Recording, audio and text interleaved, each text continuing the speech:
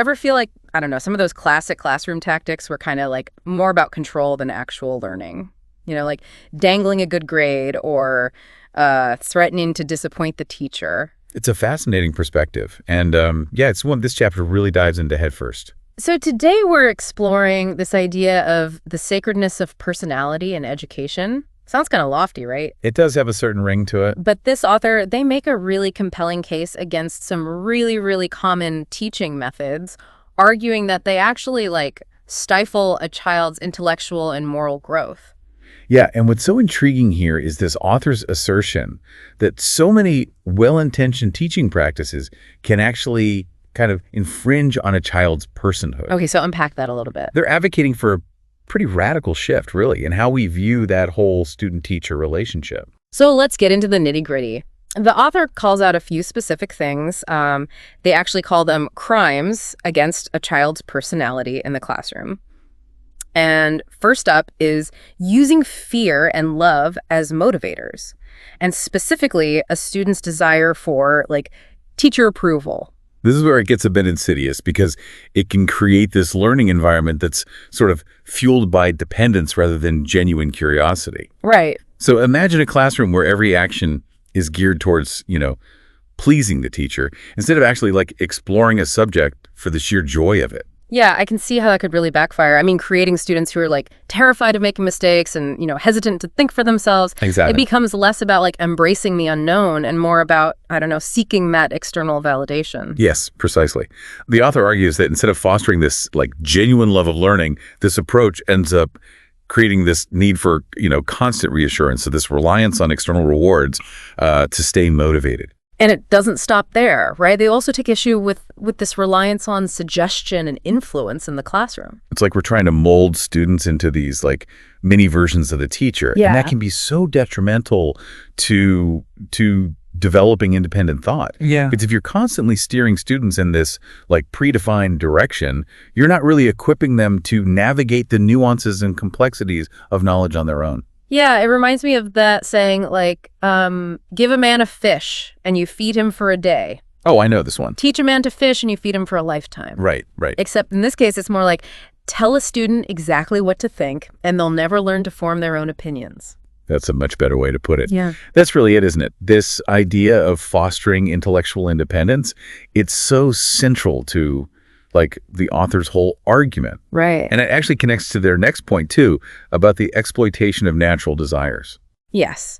This one really hit home for me because the author points out how, as educators, sometimes we exploit things like kids' desire for approval, their competitive spirit, even just their desire for rewards. We're essentially playing on their inherent need to please or to succeed, and it ends up creating this kind of shallow relationship with knowledge. It reinforces this idea that learning is just a means to an end, a way to, earn that gold star or top the class, instead of a fulfilling pursuit in and of itself. It's like we're inadvertently training kids to chase external validation rather than fostering that internal spark. And that's what's so unfortunate because, as the author points out, children are actually, they naturally possess this innate mania for knowledge. It's already there. It's there. We just need to nurture it, not extinguish it. So, okay, we've identified the problem, this mania for knowledge that's kind of getting stifled by these traditional teaching methods.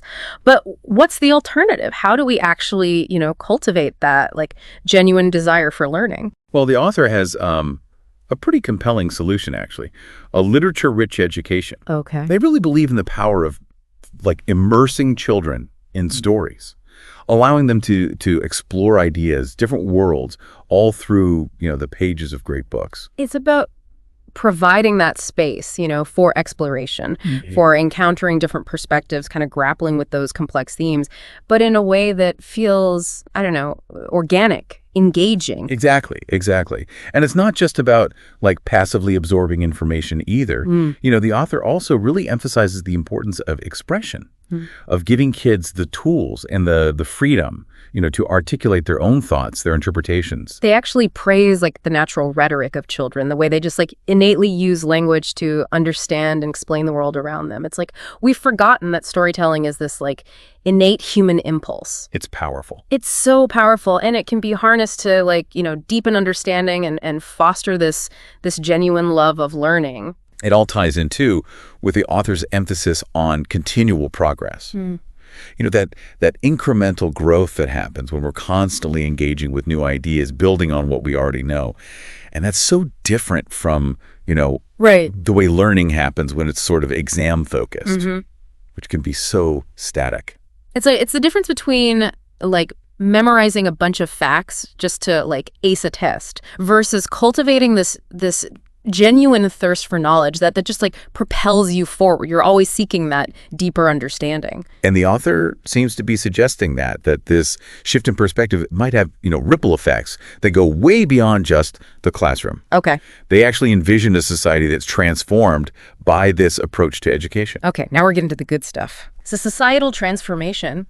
Tell me more about this utopian vision. So we're painting this picture, right, of a world where education isn't about churning out these like worker bees, but about cultivating these individuals who are like truly alive to the wonders of knowledge. So what does that world actually look like, according to this author? Well, they envision a society that's, less fixated on those like external markers of success, less worried about, checking all the boxes, and more captivated by just the pursuit of knowledge itself.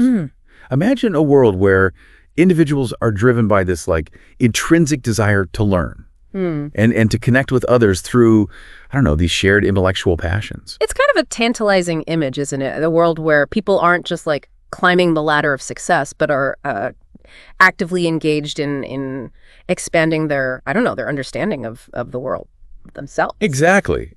And while the author's, vision might seem, a little idealistic, it does highlight something really crucial. Yeah. That by nurturing this genuine love of learning, we unlock this much deeper sense of purpose and fulfillment, both, individually and collectively. It's like this idea of a society that's driven by the shared mania for knowledge. This collective yearning to explore and understand the world around us. It's definitely a compelling alternative to how learning happens a lot of the time today, which can feel very like transactional. It really makes you reconsider, doesn't it, your own relationship with knowledge? It does. Are we okay with just like checking boxes and, racking up accolades, or do we crave something more, something deeper, a deeper engagement with the world of ideas? It's a question worth pondering for sure. This whole deep dive has really made me think differently about the purpose of education, about how we can, reignite that spark of curiosity, and not just in children, in ourselves too. Absolutely. It's a lifelong pursuit, wouldn't you say? The beauty of knowledge is that the more we learn, the more we realize there is to discover. This deep dive has definitely left me with more questions than answers, but I actually think that's a good thing. It's sparked this curiosity, this desire to keep exploring these ideas long after this episode is over. And I think if we can cultivate that same sense of wonder in ourselves and in future generations, well, that's a world I want to live in. It's a worthy aspiration, and I think it starts with recognizing that inherent sacredness of each person's, capacity for learning and for growth. This deep dive has given us a lot to think about. So until next time, keep those minds curious and keep diving deep.